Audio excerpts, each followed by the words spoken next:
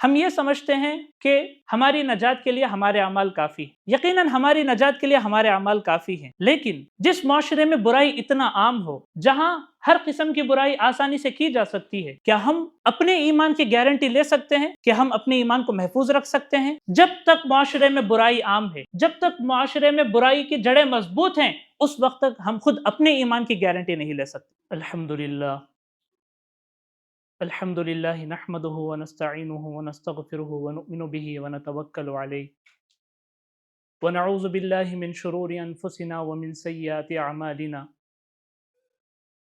من يهده الله فلا مضل له ومن يضلل فلا هادي له وأشهد أن لا إله إلا الله وأشهد أن محمدا عبده ورسوله أما بعد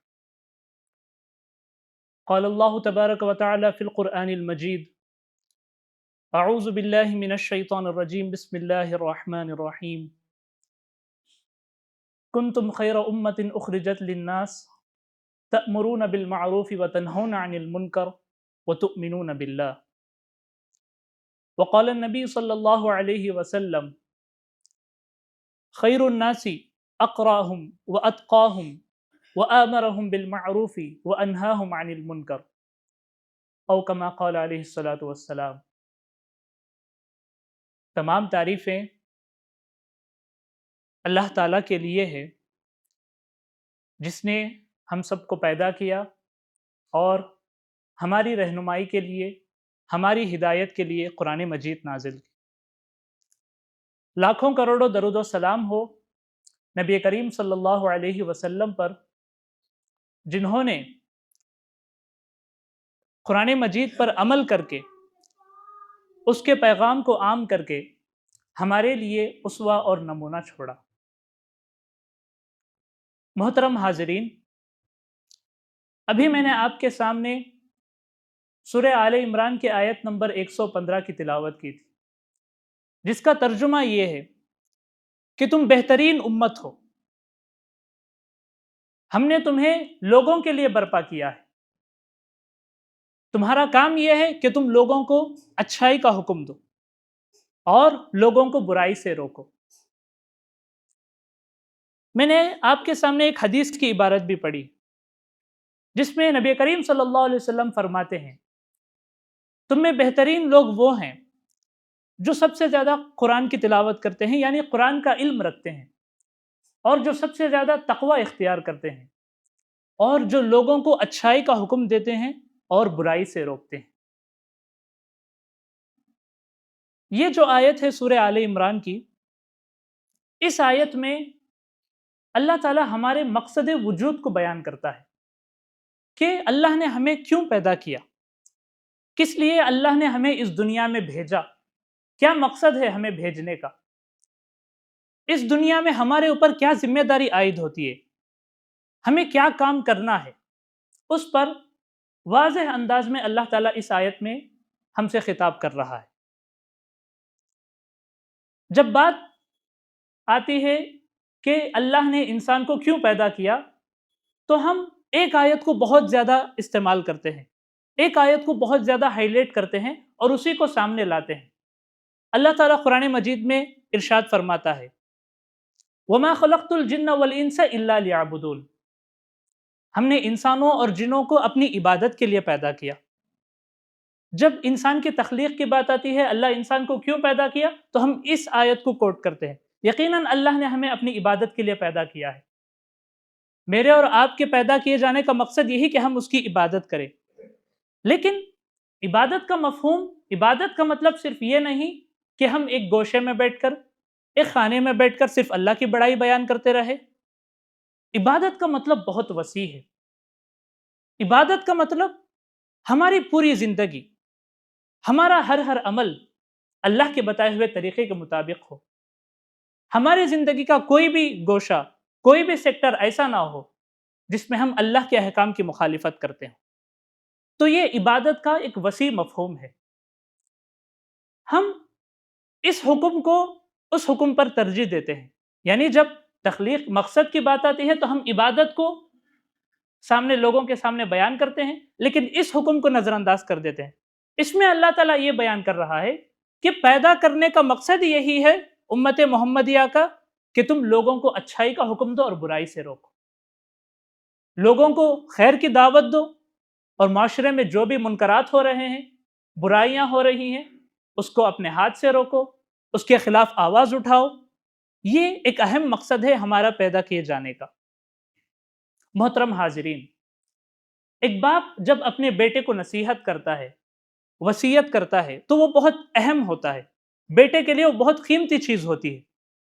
زندگی بھر کے تجربات، اس نے زندگی میں جو کچھ بھی حاصل کیے، اس کا نچوڑ اپنے بیٹے کے سامنے پیش کرتا ہے، تو وہ بیٹے کے لیے بہت ہی قیمتی چیز ہوتی ہے۔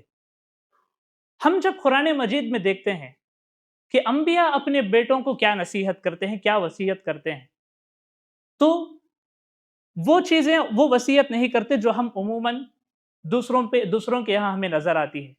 انبیاء اپنے بیٹوں سے یہ نہیں کہتے کہ میرے جانے کے بعد تم دنیا کیسے کماؤ گے، میرے جانے کے بعد تم روزی روٹی کے لیے کیا کرو گے، یہ کوئی نبی اپنی اولاد سے نہیں کہتا۔ قرآن مجید میں مختلف انبیاء کے اپنے اولاد کو کیے گئے نصیحت وارد ہوئی ہے۔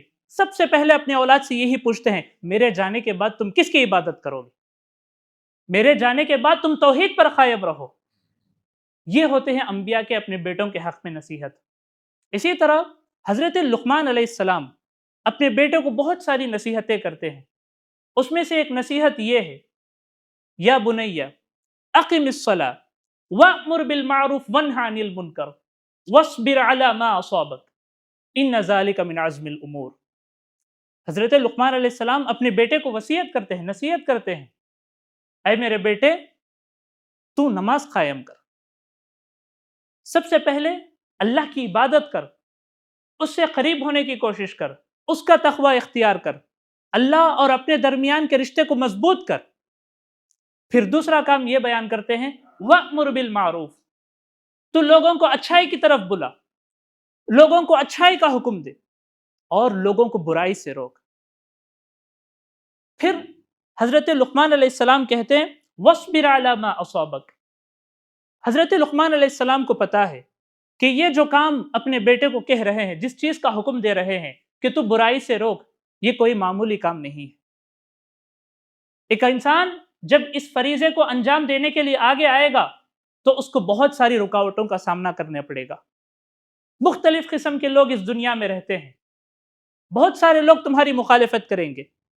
کئی لوگ ایسے ہیں جن کے نزدیک گناہ نہیں ہے، کئی سارے گناہ کو وہ گناہ ہی نہیں مانتے۔ اس راستے میں تمہیں بہت سارے مشکلات کا سامنا کرنا پڑے گا۔ تم پورے صبر کے ساتھ، پورے استقامت کے ساتھ ان کا مقابلہ کرو، اور تم برائی کو برائی کہتے رہو۔ ان ذالک من عزم الامور۔ محترم ناظرین، حضرت لقمان کے اس نصیحت میں دو چیزیں شامل ہیں۔ ایک تو اپنی ذات کی اصلاح کرو، تقوی اختیار کرو، نماز کے ذریعے سے نماز کو قائم کرو، اور دوسری چیز یہ ہے کہ دوسروں کی بھی اصلاح کی فکر کرو۔ ان کے نصیحت میں دونوں چیزیں شامل ہیں۔ ہم شریعت کے اس اصول کو اچھی طرح جانتے ہیں کہ اللہ ہم سے وہی کام کراتا ہے، وہی کام، وہی اعمال اللہ کو ہم سے مطلوب ہیں جو ہم کر سکتے ہیں۔ ہماری استطاعت ہی کے مطابق اللہ ہمارے اوپر ذمہ داری دیتا ہے۔ جہاں بات آتی ہے اس فریضے کی کہ لوگوں کو اچھائی کا حکم دینا، برائی سے روکنا، اس میں بھی اللہ تعالیٰ اس اصول کو ملحوظ رکھتا ہے۔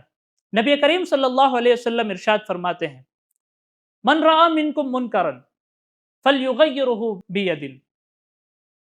جو شخص اپنے سامنے کوئی منکر کو دیکھے، اپنے سامنے یہ دیکھ رہا ہے کہ کوئی غلطی ہو رہی ہے، تو اس کو اپنے ہاتھ سے روکے۔ اگر ہاتھ سے روکنے کی استطاعت نہیں ہے، طاقت نہیں ہے، تو اپنی زبان سے روکے، غلطی کو غلطی کہے، گناہ کو گناہ ہونے کا اعلان کرے۔ اگر اس کی بھی ہمت نہیں ہے، اس کے بھی حالات نہیں ہے، تو کم از کم دل میں گناہ کو گناہ سمجھو۔ ایسا نہ ہو کہ ہم اتنے کمزور ہو جائیں کہ ہم گناہ کو بھی گناہ سمجھنا چھوڑ دیں۔ آج جس دور میں ہم جی رہے ہیں، ترقی یافتہ دور کہتے ہیں اس کو، اس میں بہت ساری وہ چیزیں جو اسلام کی نظر میں غلط ہیں، جس کو گناہ کہا گیا ہے، لیکن بہت سارے لوگ اس کو صحیح سمجھتے ہیں۔ وہ کہتے ہیں یہ انسان کے فطرت کا تقاضا ہے، ان لوگوں کے ساتھ رہتے ہوئے کہیں ہمارے اندر بھی یہ برائی نہ آ جائے کہ ہم برا کو برا سمجھنا ہی چھوڑ دیں۔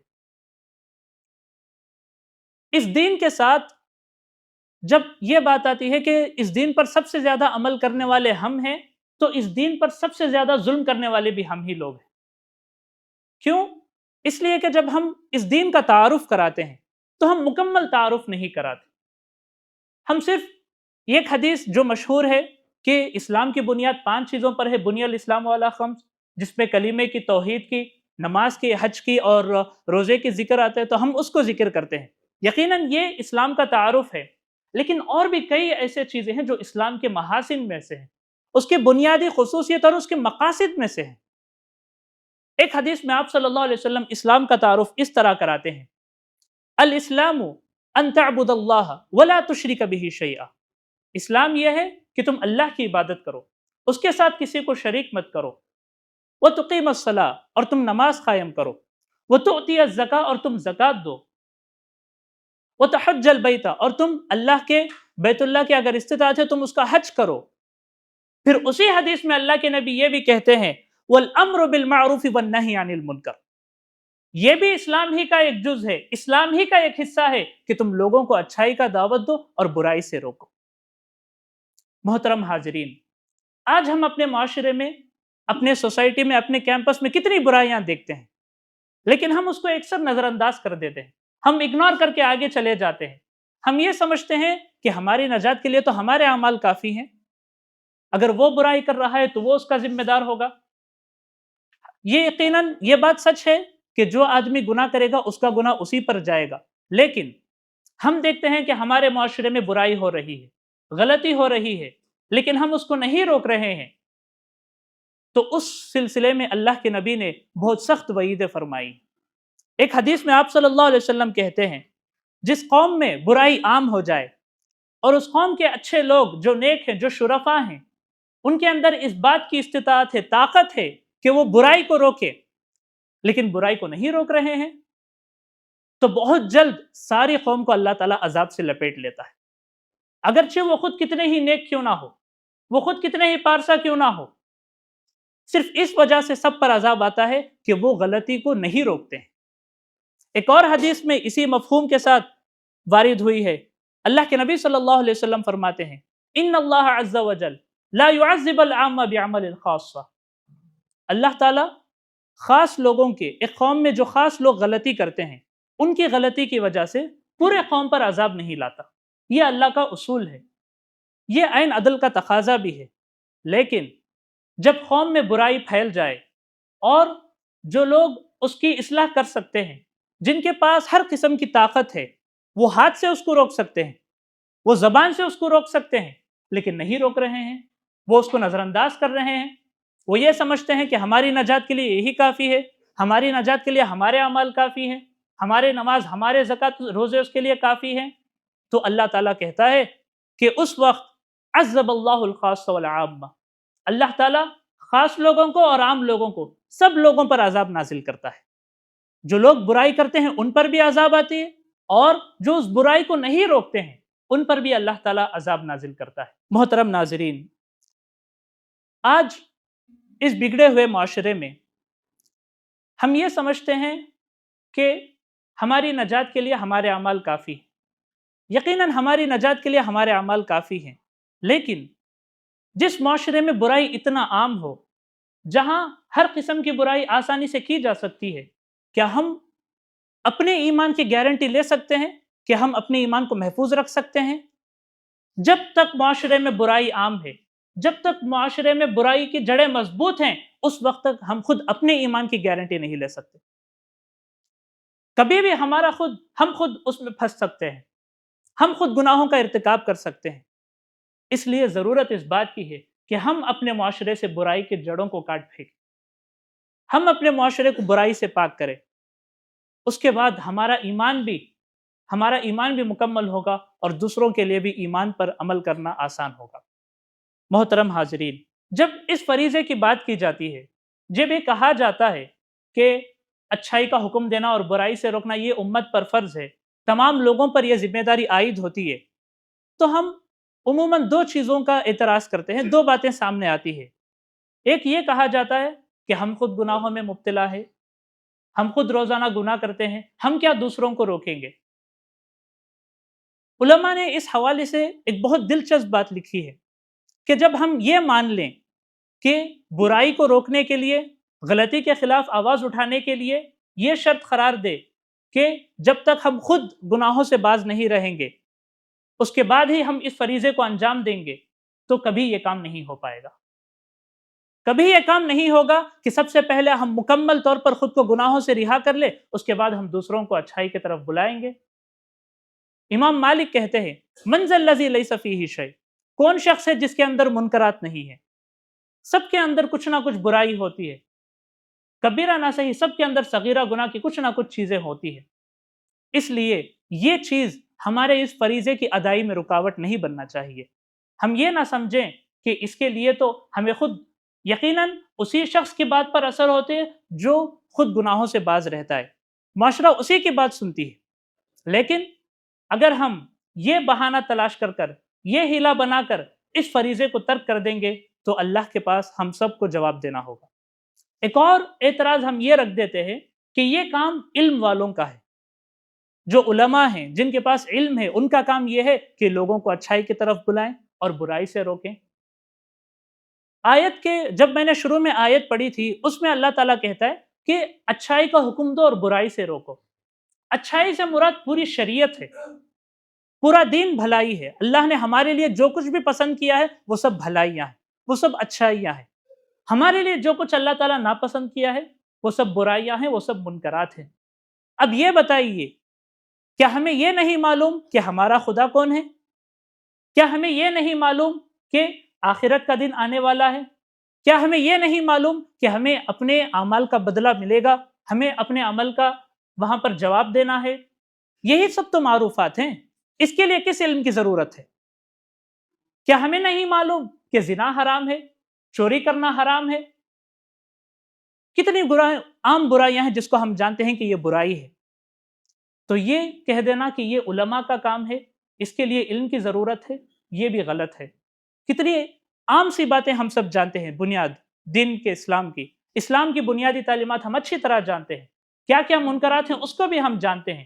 اگر ہم یہ کہہ دیں کہ ہمیں اس کا بھی علم نہیں ہے، ہمیں نہیں معلوم کہ کیا اچھائی کیا برائی، تو سب سے پہلے مجھے اور آپ کو اپنے ایمان کا جائزہ لینا ہے۔